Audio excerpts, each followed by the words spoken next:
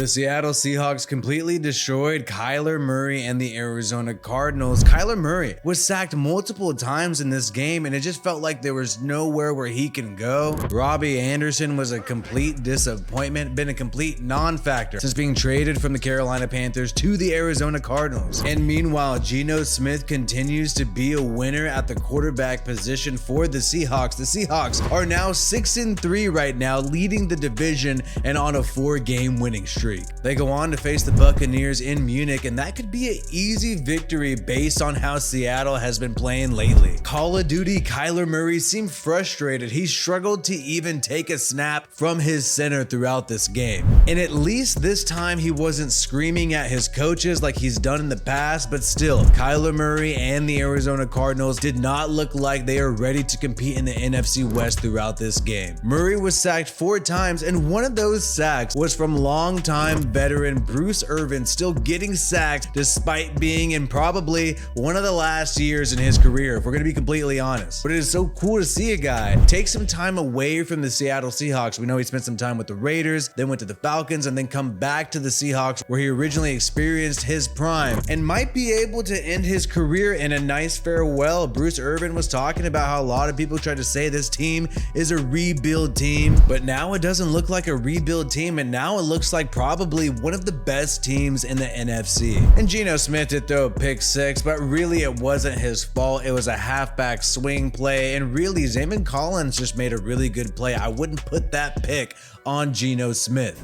However, I will say Geno Smith did get incredibly lucky throughout this game. In addition to that pick, there were 2 moments in the game where there was a dropped interception by the Arizona Cardinals, and that is kind of disappointing for the Arizona Cardinals because this game was really a lot closer than the scoreboard indicates. And even though Kyler Murray had 0 interceptions in this game, their offense just could not get going. They only had 175 passing yards throughout the day. But you see the Seattle Seahawks playing some balanced football. Kenneth Walker getting over 100 yards in this game. You have Pete Carroll making some interesting comments after the game, and we don't want to make everything about Russell Wilson. Yes, I don't want to make everything about Russell Wilson, but Pete Carroll seems to keep making these comments that make you think, hey, Russell could have been a big problem over there in Seattle. If you notice, Geno's going off the wristband. We never did that before. There was resistance to that, so we didn't do that before, but he's not doubting it. He's just going with it. They now have a QB who's calling the plays on the wristband, not getting ahead of himself and not trying to think he knows more than the people on the sideline, not trying to think he knows more than the coaching staff, and is being a team player. That is what Geno Smith has brought to the Seattle Seahawks, and fortunately for them, it's led to more wins than Mr. Mr. Unlimited Russell Wilson. But really, the biggest play of the game was from another player who was involved in that Russell Wilson trade to the Denver Broncos, and that is tight end,